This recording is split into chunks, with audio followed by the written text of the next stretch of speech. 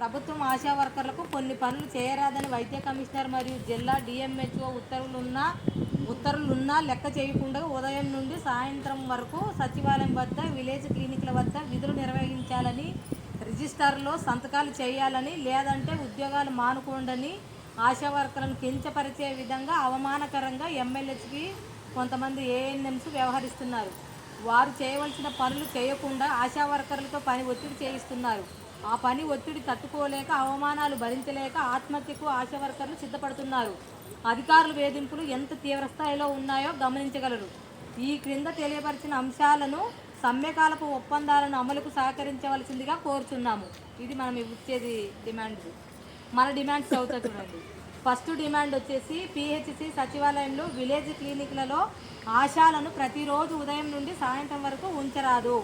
అలాగే ఆశాలకు సంబంధం లేని పారిశుద్ధ్య పనులు చేయించరాదు. అన్ని పిహెచ్సిలకు ఆదేశాలు ఇవ్వాలని కోరుచున్నాము. 3000 మంది సమస్య ఉన్నట్టా లేదా?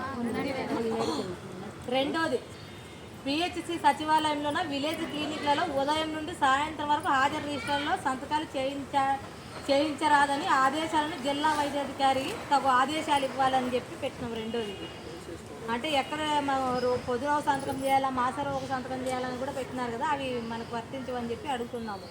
మూడోది, యూఐటీ సెక్షన్లు ఉన్నప్పుడు సెషన్ సైట్కు తెచ్చే కార్యక్రమంలో వ్యాక్సిన్ క్యారియర్లు ఆశాలతో చెప్పించరాదు. కొంతమంది ఈరోజు ఇన్నోవేషన్ ఉందంటే ఆశాలే వెళ్ళి వ్యాక్సిన్ తీసుకురావాలని చెప్పి నిబంధనలు పెడతా ఉన్నారు. అది మాత్రం చేయించరాదని పెట్టినాము. ఇంకోటి నాలుగోది, చేయించరాదని ఉత్తర్వులు ఉన్నాయి. నువ్వు చేస్తున్నావు, నేను చేస్తున్నా సార్ అంటే ఎవరిది తప్పు? నువ్వు ధైర్యంగా ఉన్న చోట చేయడం లేదుగా. మన మధ్యనే ఐక్యత తీసుకొని ఏ నియములు ఆడుకుంటున్నారు మీతో. మేము పనిసి మోపిస్తున్నారు సార్. అట్లా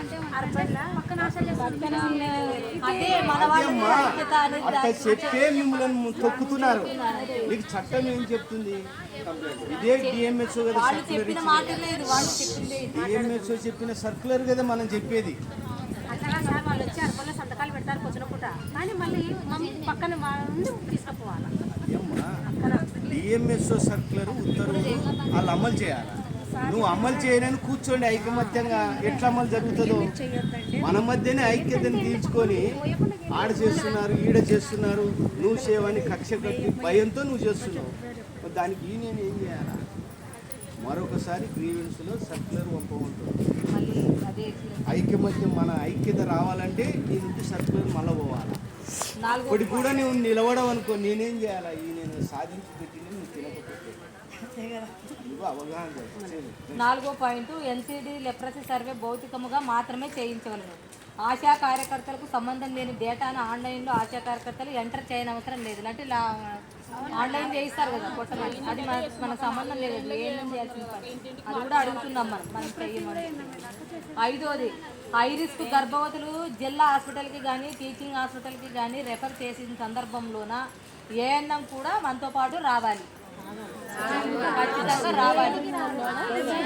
దేనికి రారు కాబట్టి రప్పియాలని ఈ గ్రీవెన్స్ అంటే మనతో పాటు మనం ఎంత టైం స్పెండ్ వస్తుందా రాదో వాడు తెలుసుకుంటాడు అధికారులు. మనతో పాటు టైం స్పెండ్ చేయాలి. రాదని తెలుసు, రేపు రాకపోతే ఎవడు బాధ్యత అని మనం అడుగుతాం. చూసేది మనం అడుగుతున్నాం. నువ్వు రప్పిస్తావా, ఆర్డర్ ఇస్తావా లేదా? ఆర్డర్ ఇవ్వాలి, ఈ సర్క్యులర్ రావాలా. అప్పుడు సర్క్యులర్ మీద మనం కొట్లాడడానికి హక్కు ఉంటుందమ్మా. ఏనేమో నువ్వు ఎందుకు రాలేదని ఆమె కూడా మాట్లాడలేదు. రేపు పొద్దున ఒక సర్క్యులర్ విడుదలైతే ఆమె కూడా మాట్లాడలేక నోరు రాదు, ఎట్ట పడితే ఎట్ట. అందుకోసం వినమ్మా.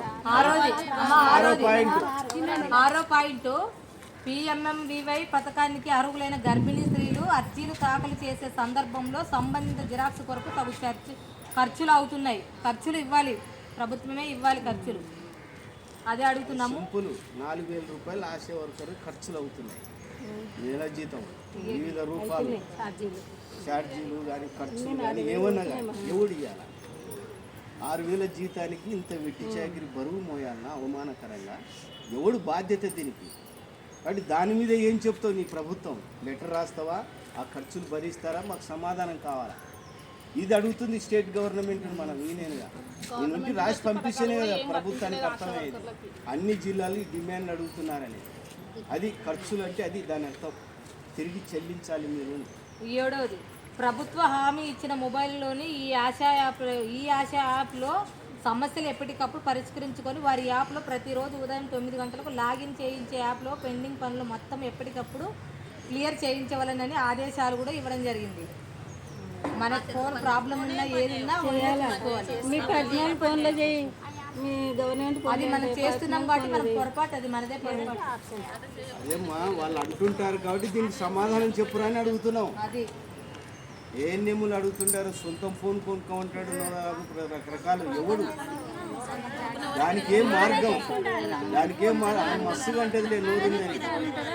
మరి దీనికి సమాధానం చెప్పాలి కదా మీరు మా ప్రశ్నకి. దానికనే మనము ఇంతకుముందు కూడా ధర్నాలో ఉన్నప్పుడు మీరు ఎవరు కూడా మీరు పర్సనల్ ఫోన్లు యూజ్ చేయొద్దండి, వర్క్కు సంబంధించినది గవర్నమెంట్ ఏ సెల్ అయితే ఇచ్చిందో అదే సెల్లే యూజ్ చేయాలి, దాంట్లో ఎంత డేటా వస్తుందో అంత డేటా వరకు మాత్రమే పని చేయండి అని కూడా మనం చెప్పడం జరిగింది. కానీ మనం యూనియన్ చెప్పినట్టు మన వాళ్ళు ఎవరైనా ఒక మాట వింటున్నారా చెప్పండి? ఆ పొరపాటు ఎవరిది? అది చెప్తున్నారు కదా, నేను చెప్తున్నాను మనకు డేటా అంత డేటా రాదు. రాకుంటే మానుకో. ఏమ్మా అదే ఇవన్నీ గ్రీవెన్స్ లో మాట్లాడాలి కదా ఆ పాయింట్ మీద. ఇప్పుడు ఒక్కదానిదేనా ఇడున్నే అందరిదే మరి రాసినది అది మీకు అర్థం కావడానికి. దానికి సమాధానం చెప్పాలా వాళ్ళు.